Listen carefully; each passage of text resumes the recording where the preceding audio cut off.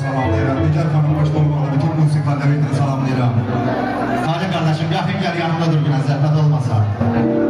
Sənə sağlam ruhda ömür arzulayıram. Həyatında hər zaman təbəssüm, sevinç olsun. Sizə xoşbəxtlik arzulayıram. Bu qohumluq münasibəti ilə hər iki tərəfə möhkəm qohumluq münasibəti arzulayıram. Allah da xoşbəxt eləsin. O gün olsun ki, bu elə ocağın, bu eləqan diyarına sənin övladını toy bəzmə gələk. Deyir, bütün arzu hasıl olsun həyatda. Bütün arzu hasıl olsun həyatda. Elimizdə hər ocaqda toy olsun. Sevinç ilə hamı sağlasın yadda.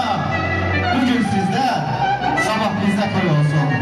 Ay sağ ol, öpürəm sən. Toy sevinsin hər bir ata, hər bir ana.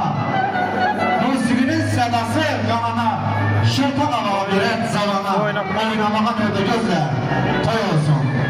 Qohum qonşu, yaxın gəlin şabaşa. İşi quraq gözəl, görçək biz başa. Aynı rəddin sevinç ilə tamaşa.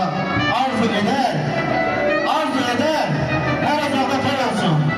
Bütün qonaqlardan səmimi qətlə xahiş edirəm.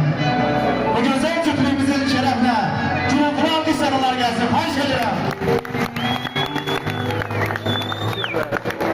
Bir daha təbrik edirəm. Buyurun.